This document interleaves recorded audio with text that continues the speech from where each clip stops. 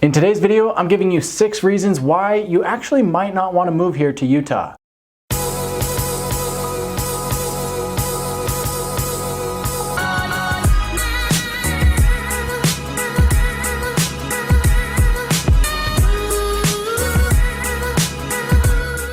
That's right, guys. In today's video, I'm going to be giving you a few different reasons as to why you might not actually want to move here. I know that I make things seem way awesome living here in Utah, but there are some downsides to being here, and I want to help inform you of what those are. So I'm not going to give you any pros here in this video. I'm just going to give you some of the negatives, some of the downsides to living here, and then you can decide at that point whether or not it's a big factor for you in your decision to possibly move here to Salt Lake City. If after you've finished the video, you've decided, well, those things really aren't too bad, and the good things really outweigh the bad things, then I need you to get in touch with me. Call me, text me, email me, get a hold of me any way you need to so we can have a chat about the type of home and lifestyle that you're looking to have when you make your move here to Salt Lake. I've had people reaching out from literally all around the world who are moving right here to Utah, and I absolutely love it when you guys reach out. So make sure you do that if you do decide that you're going to make a move here. And before we jump into the video, you need to subscribe to the channel. I've got statistics here showing that over 50% of you who watch these videos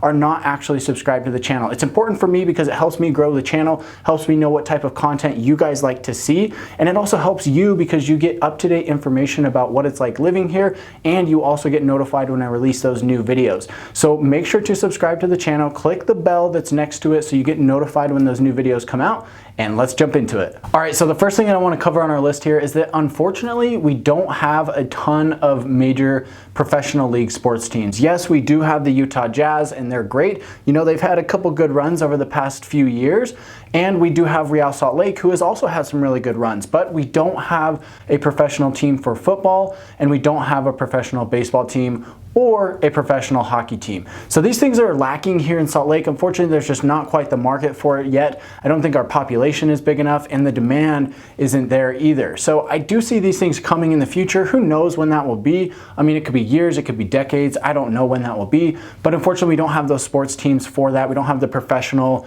level.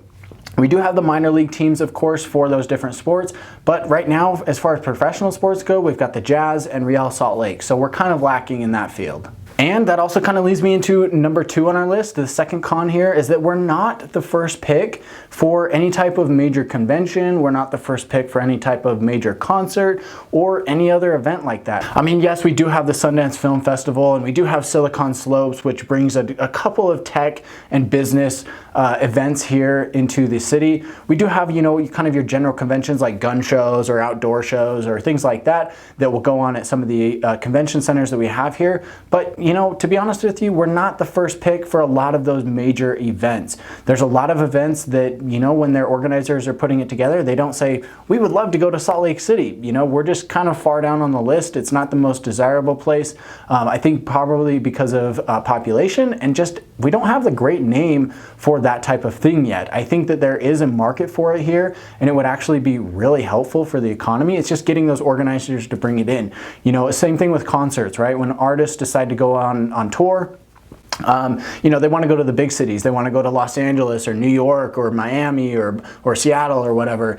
Salt Lake, yeah, we do get picked. We are on the tour list very often, but we're not the first option when it comes to those things. So you're going to be a little bit lacking there. We do still have those conventions and events, but we just don't get as many options as you would in other big cities. So this may be a trade-off. Of course, if you live in those other big cities that I just named, you're going to get all of the other negatives that come with living in that city for the trade-off of having more options when it comes to those conventions. But it is what it is, and unfortunately we're a little bit lacking there, and that's something that I've always kind of wished we had a little bit more access to those types of things. Number 3 on our list is something that I hear all the time from people coming from out of state. A lot of people vacation here, but Salt Lake City, most people coming here either have family here, they're here for a work trip, or they're here for skiing. Those 3 things are what bring people here to Salt Lake City, but the thing that I always hear is missing is some type of nightlife. They say, yeah, it's great to go for a work event, but there's no nightlife. There's nothing to do after the fact. You know, it's pretty lacking in that sense.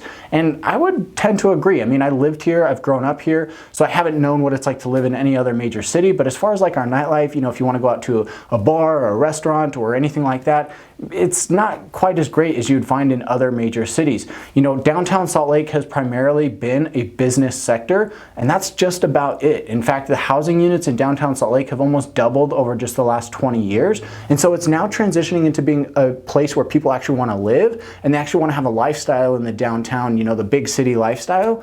And, you know, that's changing now, but it just wasn't that way 20 years ago. And so there wasn't a lot of that infrastructure for the actual nightlife part of it built into the city at that point. So it is coming around. There are restaurants there are breweries and pubs and different things to do that you can go out and have a great time at night, but it is lagging behind a lot of other major cities. Number 4 on our list is going to be important, especially if you're coming from a bigger city than Salt Lake City. Unfortunately, our public transportation system here is not very good. I mean, they're trying to make it better. It has gotten a lot better in just the last 10 to 15 years, but public transportation here is not that great. You know, to be honest with you, unless you're in the downtown area or you're near the main corridor of I-15, public transportation is really hard to use. You know, most times it's just not time efficient and it's just expensive to use, which makes it just not cost effective to actually do it. You know, by the time you actually drive to the bus stop or drive to the tracks line, park your car, and then get onto the public transportation, by the time you have all the stops and get to where you're actually going, and then from there into the office or there into whatever you're trying to do, you know, a lot of times it's just not cost effective and it's not time effective. So public transportation here, it's getting better, but it's definitely not the best. And in addition to that, because there's not a ton of people who use the public transportation, relatively speaking, they don't come often enough. You know, if you're waiting for a bus, you might be waiting 15 to 20 minutes for that next bus. So if you miss it, you're going to be way behind schedule, which makes it hard. So the routes don't run often enough. There's too many stops. It's not cost effective. It's not time effective. And if you're coming from a big city, you know, like let's say Los Angeles or the Bay Area or Boston or New York, or like an area that's really well established, it's going to be way different if you're trying to use public transportation here. So just be aware of that. All right, number 5 on our list is really important because here in Salt Lake City, we're pretty spread out. We're kind of out here in the middle of nowhere. We're in the desert and there's not really much around once you get outside of the city. The next biggest city close to us is Boise, Idaho, and that's about 4 to 5 hours away, depending on how fast you drive to get out of Utah. And I mean, it's Boise. There's not a ton to do there either. It's going to be very similar feel to here in Salt Lake. So after that, you've really got like Las Vegas, which is about 6 hours. So that makes for a great weekend trip. You know, it's 6 hours. You can drive down on a Friday, spend the weekend there, and then drive back Monday. That's a great option. But if you're trying to get like other major cities, it's kind of difficult to do. You know, you've got Denver, Colorado, which is about 9 hours, give or take. And then you've got like Phoenix or anywhere in California within about 10 to 12 hours, depending on where you're going. You know, and it's kind of funny because it's close enough that you can actually drive there in one day. You know, you can spend one day of travel to get to, let's say, California, and then you can spend the weekend there, but then you're going to spend a whole day getting back. So it's just close enough that you can do it, but it's far enough that it makes it kind of difficult to get away for just a weekend or just a short trip. So you just have to take this into account, and that's why a lot of people here locally are going to spend their time in the mountains. You know, it's going to be an hour drive to do just about any outdoor activity that you want.